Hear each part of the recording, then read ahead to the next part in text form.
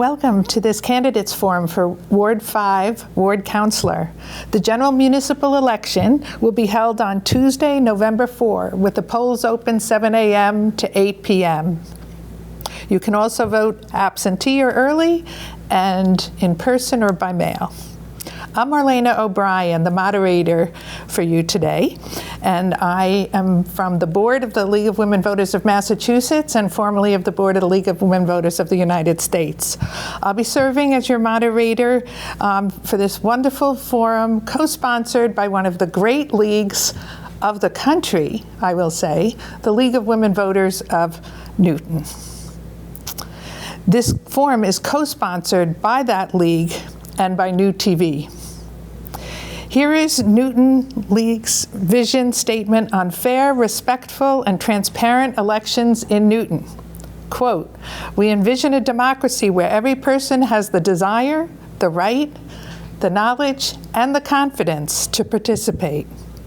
To honor this vision and to protect the strength of the local democratic process, the League urges all residents of Newton involved in the electoral process, whether as a voter, supporter, organizer, or candidate, to do the following: to encourage respect for candidates and voters in all that you say and do, to maintain a high level of integrity and reliability in all of campaign activities, to ensure that communications are relevant, truthful, and fact-based, to become educated on the issues that are important to Newton's residents, to be open to honest debate. Finally, to maintain civility as we focus on our shared interest in Newton's future.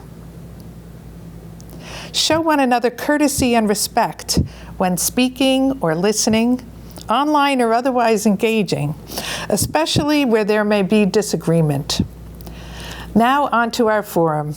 The League is responsible for communicating with candidates and organizing this format, the questions, and the moderator. And NewTV's primary role is producing this program and then disseminating recordings of the forum to Newton residents. The League itself is a nonpartisan organization that promotes informed and active participation in government. While the League encourages our members to become politically active on an individual basis, we have very specific procedures in place to ensure the integrity of our forums and fulfill our commitment to being a nonpartisan organization that does not support or oppose any political party or any candidate. Questions for this particular forum were solicited from our member base in Newton and from the board of directors of the Newton League. All efforts are made to create a wall between all the candidates and the League forum planning. Members actively engaged in candidate campaigns are excluded, prohibited access to forum questions. If you have any question about any of this, please feel free to email the League at info@lwvnewton.org. This email address and several others will be posted at the end of this program to help you maintain contact with us.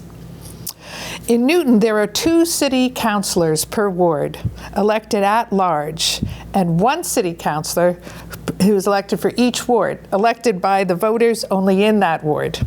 This forum is for the 1 ward councilor seat in Ward 5, elected by the voters in Ward 5, to be clear. There are 2 candidates for this seat, and we have the privilege of featuring them today, and we want to thank you on behalf of the League of Women Voters for your service and for your running.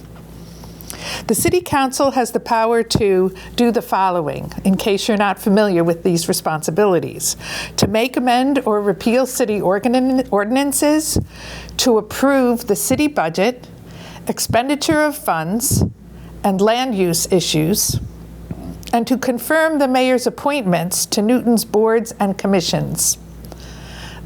Therefore, this is a very important position, and we're grateful to you for being attentive and vigilant as you prepare to cast your votes. We will begin by meeting the 2 candidates for Ward 5 Ward Councilor in alphabetical order. First, we'll have Julie Irish, who's lived in Newton for 26 years and is a social scientist, researching and consulting on medical education and healthcare delivery, working in academic medicine. We also have Garret Miller, who has lived in Newton for over 25 years and is a software engineer and product manager for over 3 decades, working to advance the use of information technology in healthcare. The format is as follows. We'll start with an opening statement from each candidate, which will be 90 minutes, and then we'll pose questions addressed to both candidates, alternating between them in terms of order, that apply to issues or qualifications for this office of Councilor Ward 5. We will use as many questions as time allows, sometimes combining similar ones. And we want to thank you all for submitting questions. We've received many, and we've done our best to combine some to keep others preserved on their own, and we're going to do our best to get through as many as possible. Okay. Final closing. So each candidate can respond for 90 seconds to a question, and then final closing statements will be limited to 1 minute, as the candidates have been informed in advance. Now let's proceed to opening statements. Again, 90 minutes in duration. We'll start with Julie Irish. Okay. Go ahead, Julie. Okay. Hello. My name is Julie Irish, and I'm running to be your Ward 5 City Councilor. I'm running for City Council basically for one reason. For the past decade, I've been advocating for my neighbors in the Upper Falls area, and I want to continue to make sure that residents' voices are heard and they feel represented. As a member and current president of the Upper Falls Area Council, I've worked directly with residents on a number of issues, ranging from traffic safety on Elliott Street, to tree maintenance on the Greenway, to concerns about the cannabis stores in the neighborhood. I've also helped organize our Upper Falls Village Day and our Soup Social, because I really feel that community events is a great opportunity to build connections and make stronger connections. These experiences have given me a deep understanding of how the city works and helped me build relationships with the city and city officials like council members and departments such as Parks and Rec, Planning Department, and the Cultural Development. Together, we've been able to set goals, mostly, and not always, but mostly achieve some success. I want to continue representing and working hard for Ward 5. I hope you'll support me on reaching this goal. Thank you. Thank you very much, Julie. And now we'll have Garret Miller. His name will appear on the ballot as Garret Miller, and he goes by Gary. Go ahead. Thank you.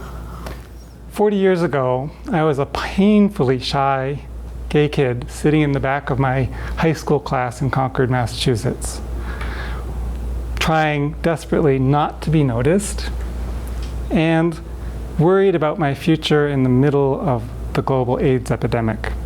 Today, I stand before you as a candidate for office at a time when I think we're all concerned about the future and the world that we'll leave to the next generation. I credit the city and the people of Newton for helping to change the course of my life. The neighbors, friends who have encouraged me and supported me, and our shared values, education, care for our environment, and concern for those less fortunate than us. I spent a lot of time volunteering recently, checking out the conditions of our tennis courts, picking up trash in our shared spaces, pulling invasive weeds from our parks. And I've heard a lot from volunteers and residents about their concerns for the future of our city. We have indeed many challenges facing us. The quality of our schools, the cost and availability of housing, the condition of our roads and our parks, the challenge of climate change, and the hostility of the administration in Washington towards our city. I look forward to sharing my perspective on all these issues and more tonight during tonight's forum. Thank you. Thank you very much. We'll now proceed to our questions. We'll start with budget. And Gary, you'll be first. And remember, 90 seconds you have to answer. What are your budget priorities? Where do you think the city needs to spend more? And what are our opportunities to cut spending? What are your priorities for infrastructure improvements in particular? Well, thank you for the question. First of all, the school budget is about 2/3 of our city budget. We've seen from the debate earlier this year how important it is and how far we are from fully funding our schools. So schools are the #1 priority for me. There's a couple of other areas where I feel like there's some funding challenges, particularly in our Parks Department, which has been chronically underfunded for years now, and our parks really need the work.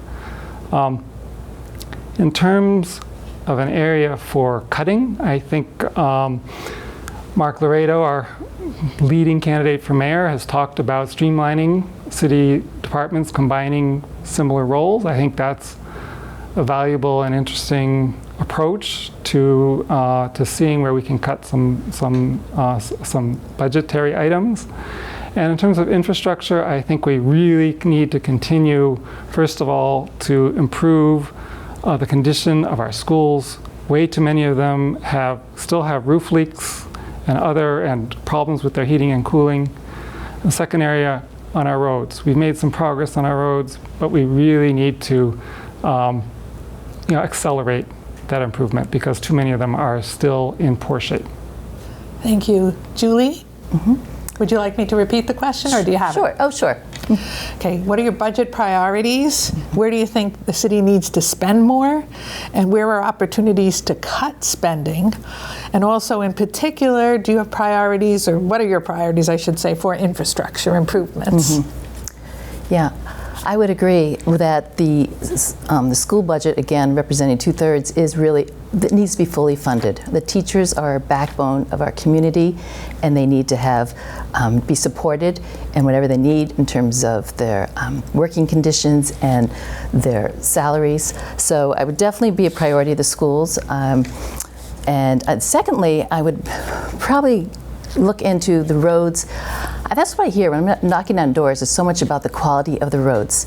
And I know we have an ambitious program to repair the roads, but I feel that if there's any way to accelerate the road, that's really the issue. That's day to day. People are affected by the road conditions. In terms of cutting, that is always a challenge. But as a daughter of an auditor, I always say it's in my blood to want to look at the numbers. And as city councilor, I'd really want to check to see where there is maybe some waste or where we could combine some of the funding. I guess perhaps maybe whether it's outsourcing. Sometimes the outsourcing can be limited, whether it's consultants, and other times it might be more cost efficient to outsource some of the services that we need. So finances are tough, and it affects us all. Very good. Thank you. We're going to move on to housing now. And Julie, since Gary got to respond first to the last question, you'll respond first to this one, if you would. Newton's severe housing shortage is changing the demographics of our city and making it so that our city employees cannot afford to live here. It would be tough to attract and retain the best teachers, first responders, etc., if we don't do something about this. If they have to commute an hour each way to work here, for example. What would you do as a city councilor to ensure that more housing gets built to address this crisis? Okay. Thank you. That is probably the #1 question here in Newton, here in Massachusetts, and probably across the country, the issue of housing.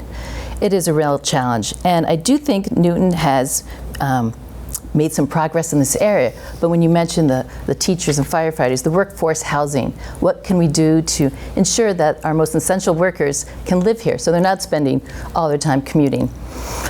One of the options is looking at around reuse, adaptive reuse. And that is a way to build an existing buildings that are structures out here in Newton already. The City of Newton has been making some progress in that, but I would love to see more progress in using schools, maybe old schools that are being used, or religious buildings, or even some of those two-story brick buildings that you see around town that are for lease. Maybe using those existing structures to make some housing that would be affordable. And I say that those are options because you're not buying the land for some of them, for the existing structures, and they're already, if you're reusing you're not have the building materials attached to. So I think we need to be a little creative. It is a challenge, but really look to what's here rather than think about building something new. And Gary, what do you feel about this? So the question is spot on, particularly for seniors, for young families, and for our workforce. Housing is a real challenge for our residents. I was actually speaking to some police officers last week and asking them about, trying to work and try to live in Newton, and they were saying, basically nobody in the police force lives here in Newton, and that's a real shame.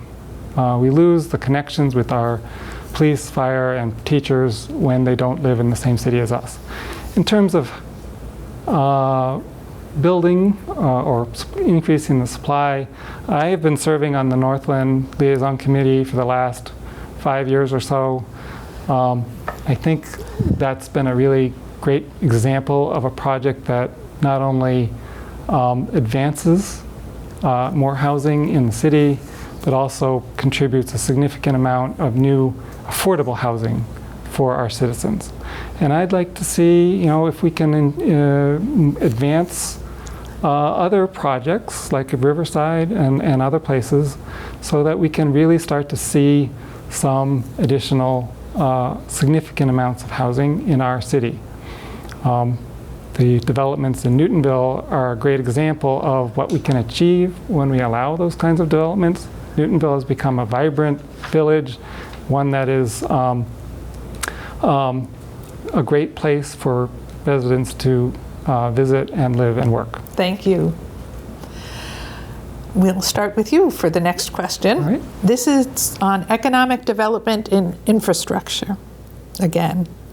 But how can Newton become more business friendly? What are the biggest issues facing our local businesses? What can Newton do to attract new businesses to the vacant storefronts in our village centers? This is a very important question as well, and actually a very important one to me. I've spoken with some local entrepreneurs, and the first thing they want to see more from the city is just a welcoming attitude. One person I spoke to felt like she wasn't welcome at City Hall when she was trying to start her own new business. They didn't give her any guidance on how to start her business, what would the process look like, or really any guidance at all, and they made her feel like unwelcome. And to me, so it starts with that. Let's have a welcoming attitude. Let's invite our entrepreneurs and business people into our city. The second thing that is important is that the cost of doing business here in the city of Newton is extremely high, and the processes are very long and arduous. And I really would like to see some streamlining in some of these processes, not to cut out the voices of the people, but to make sure that more projects actually can get done, and the businesses that would result from that can actually set themselves up in the city of Newton. Good, Julie. Okay. Yes, that's the small businesses in Upper Falls and Wildman and throughout the city. Their number one issue is too much red tape, and small businesses add so much sort of interest and vitality to our village centers. We really do need to, one, attract new businesses, small businesses, and maintain them. And it really, I often feel like they don't feel supported. If we had someone, perhaps like a navigator to help small business, someone coming in, help them walk through the process of this is what you need in terms of signage and permitting, someone to really guide them. I do feel like they don't have enough advice as they go forward in starting a business. Granted, our Director of Economic Development, John Sisson, has a lot of good ideas, but he's only one person, and I would really hope that the next administration would see the value of hiring more staff to help Mr. Sisson. It's a large, challenging problem. I'd love even maybe to maybe think about, can we subsidize in some way for the first few months of small businesses starting off? Maybe that's one way we use our funds just to help them out, because those small businesses close in the first couple months. They have so many challenges. So again, to support them maybe financially and streamlining and getting rid of the red tape, we really want to, we need them to continue and grow. Very good. You'll have this next question first. Okay. About a decade ago, Safe Routes to School Newton estimated 10,000 car trips a day in Newton are associated with the school run, 10,000. While Newton Public Schools provides neighborhood schools and buses, this estimate and the parent survey responses hasn't changed much since 2015. So if elected, what would you do concretely to reduce this traffic? Oh, good question. I lived that life. When my two children were at Countryside, which actually is not the neighborhood school, I drove them for the first couple years because they were small. And then we did realize you could cut through, because I was in front of the school in traffic, and it didn't work for us. I had to be downtown for my job.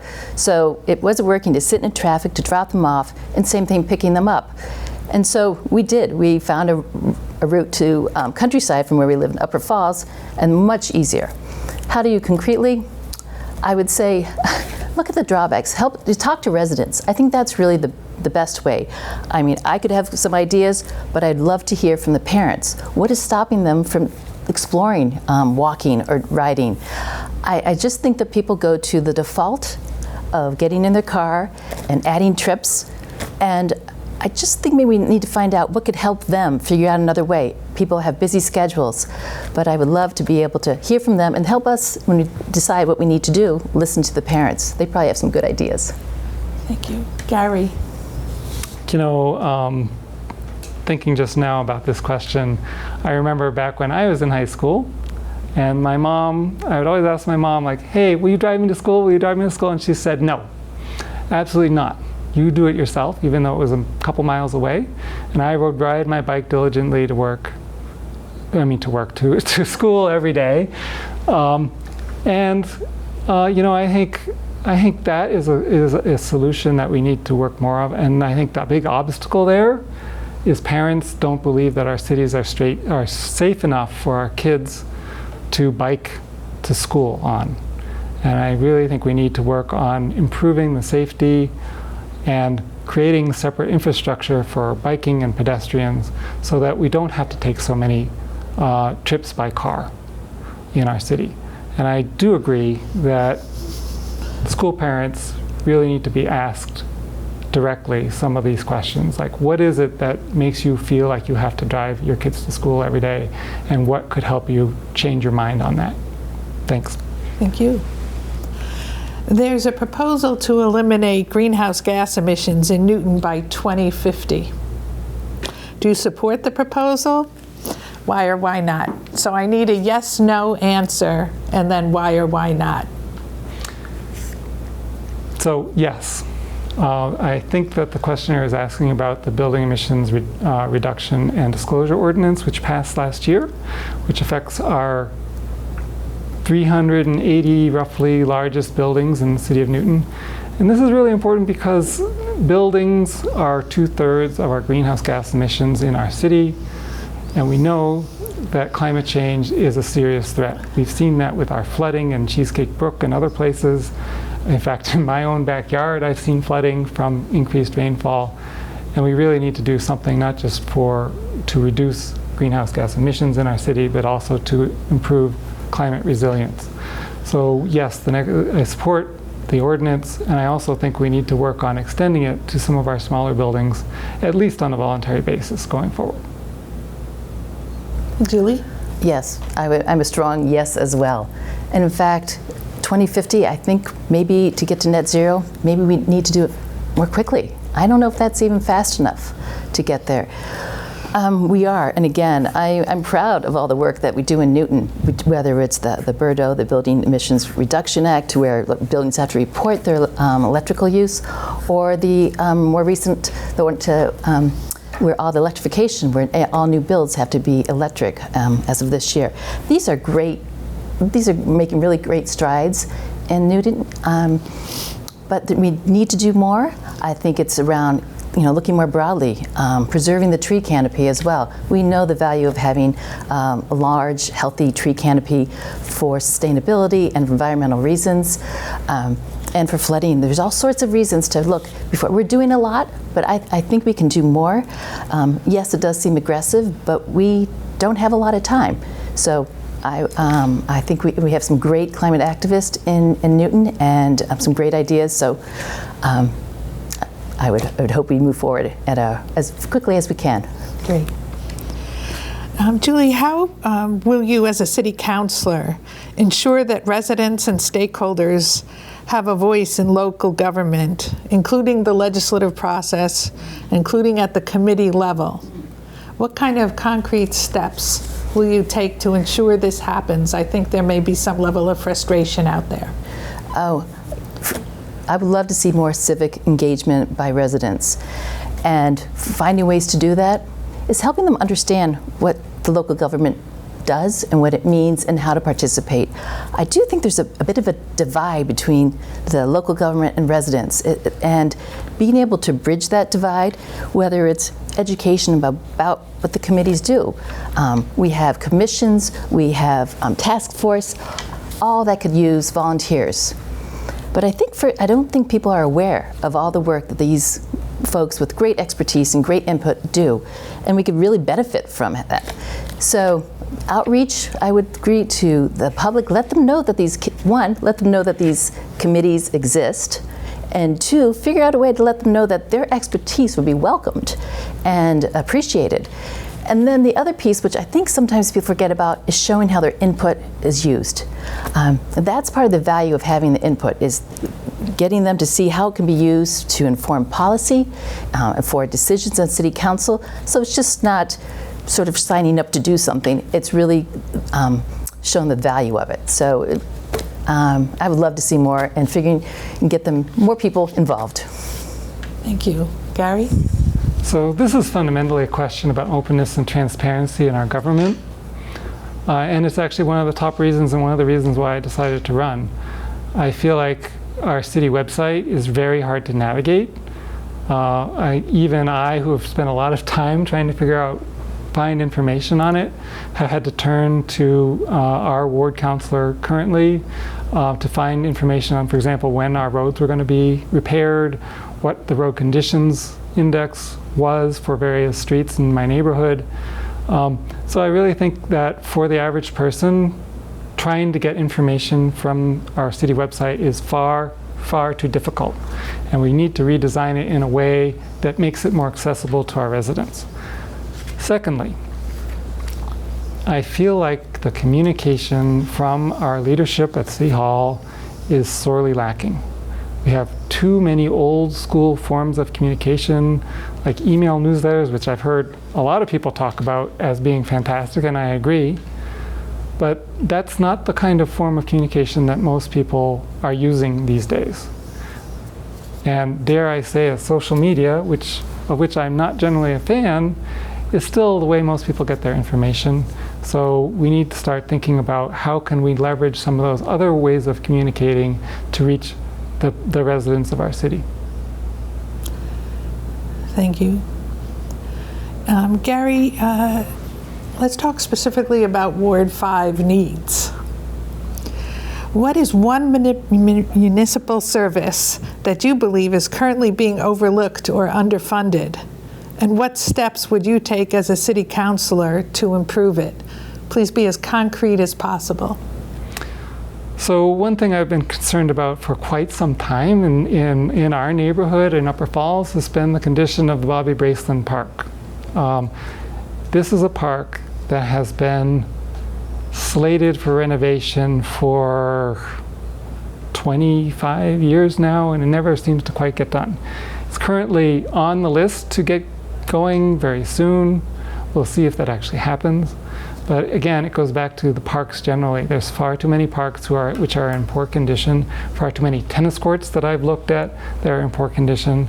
I was just over in Newton Highlands, looking at some of the courts there. 2-inch deep cracks, unplayable surfaces. They're embarrassing, and we really need to do something about it. Very good. Julie? One of the long-standing issues where it would be is the greenway. It's beautiful, it was restored, the Upper Falls Greenway, but it stops. It's 1 mile long. And love to see working with, and it gets into some of the legal aspects and working with neighbors, whether it's Needham or the business National Lumber at the end. But I would love to see, be able to extend that greenway across to Needham. It would be a lovely walking trail to connect with another community and be able to walk to other things in Needham, and folks from Needham that could then walk to Upper Falls and Newton. And at the other end, it stops at a parking lot. And you can weave your way, as you know, down Easy Street over there to the Green Line. But I would love to see, and I know there's been work, and somehow it just hasn't been able to move ahead to get the Greenway extension on either end. And that would just be a beautiful Greenway connection, connecting neighbors, connecting to businesses, connecting to the Highland Tea Stop. That's been on my list of things for a number of years, to finding out what's the roadblock, how can we get people to sort of get on board and figure out a way to extend the Greenway. Thank you. The final question goes to the nature of representation, I think. When you have a proposal that comes up that would positively affect Newton as a whole, but may be controversial in Ward 5, how will you go about considering and making that decision? And we'll have really 60 seconds to answer this rather than 90. Okay. Well, that answer is pretty easy for me. I'm running for Ward 5, and Ward 5 residents would be electing me. They're my -- priority, and I see myself as an advocate for Ward 5. And luckily, the structure of our city council is that every ward has a ward councilor. And I would hope and expect that every ward councilor would also advocate for their own wards. Of course, you take in consideration if there's something serious around safety, but my job is to advocate and represent the voices of Ward 5. If there was something issue, I'd reach out to them, of course, find out, get their input. But really, that's my first priority. Thank you. And Gary? So this is an area where I think we have areas of common ground, but a little bit of disagreement as well. I agree. My primary concern is going to be about Ward 5. And that means if there's something that Ward 5 is particularly concerned about in terms of some city issue, I'm going to bring that up. People are going to know about it and how I feel and how the residents of Ward 5 feel. And I'm going to seek accommodation for the people of Ward 5. At the same time, we're representing the city of Newton and not just Ward 5. We're looking out for the people of the entire city while representing Ward 5. So there has to be some kind of balance there, and that's the kind of representation I'd seek to provide to our citizens. Thank you. Now we'll turn to your closing statements. Gary, first this time, as we started out using alphabetical order. Julie first at the opening. All right, thank you. As a city, we face a host of challenges, and we've discussed a number of them tonight. But there's more to being a city councilor than policy issues and budgetary debates. And it's my greatest ambition to be the person that all of you will think of first to contact when you have an issue with the city.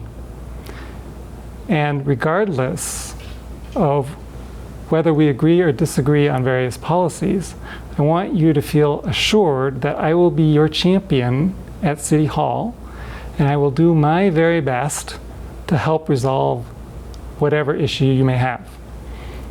I hope I can earn your support on November 4th. And thank you for having us, and thank you to the League of Women Voters for hosting this forum. Thank you. Julie? Yes. Thank you to the League and NewTV for hosting the forum, and thank you to Gary for joining me in this race.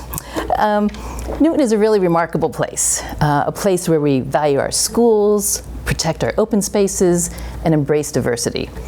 We enjoy safe streets and thriving businesses and a real deep sense of community in each and every village. But the qualities that make Newton so special to all of us, they don't happen by accident. They require leadership that listens carefully, plans carefully, and really can balance growth and preservation. As your city councilor, I will continue to protect what we love about Newton while addressing the challenges ahead. And there are many. But my approach would be collaboration, transparency, and a results-driven approach. Please vote for me, Julie Irish, on November 4th. Thank you. Well, thank you both. I'd like to thank both candidates for running, for participating in this league forum. I also would like to thank NewTV, which everyone in Newton can be proud of, for their technical expertise and the hard work and community spirit that it represents, and the League of Women Voters of Newton for providing this opportunity for the candidates to make themselves known. And thank you to the audience for tuning in, and also for all the questions that many of you have sent. We were very impressed with them. Let me remind you that both these candidates are running for Ward 5 Ward Councilor. Only Newton voters in Ward 5 may vote for one of these two candidates whom you've just seen. The polls will be open from 7 a.m. to 8 p.m. And if you will not be able to get to the polls on November 4th, please remember that you can now vote absentee or in person. You can vote early. You can vote by mail. But if you have any questions, call the Newton Election Commission, 617-796-1350. Or you can visit the city's website at www.newtonma.gov. On the election department page, you can verify your polling location. Be sure to check the Newton League's website, lwvnewton.org. for more information about our upcoming Voters Guide, which has the candidate profiles and side-by-side responses to identical questions for voters' comparison and edification. Today's forum is a co-production of NewTV and the League of Women Voters. Any use or reuse of this program requires the approval of NewTV and the League, and the program must be shown in its entirety, not just clips, without any editing, and only after the program initially airs on NewTV. Now, the League of Women Voters itself is a nonpartisan organization. It doesn't support or oppose particular candidates or political parties. It does, however, take positions and advocate for issues that it has studied thoroughly. And there's a lengthy process for that study. Membership in the League is open to all people, and we hope each and every one of you will consider joining if you aren't already a member, because it helps us to put on edifying programs such as these to promote civic engagement. NewTV is Newton's award-winning state-of-the-art media center, specializing in television production, training, and building community partnerships. It is Newton's primary source of locally relevant programming, such as this program, and membership in NewTV is open to all Newton residents. NewTV hopes very much that you will join. For information, you can visit the website at newtv.org, or you can call the number that also appears on your screen, 617-965-7200. Again, I'm Marlene O'Brien for the League of Women Voters and NewTV, and I thank you very, very much for watching. Remember, participation in our elections is important. Democracy is not a spectator sport. Thank you very much.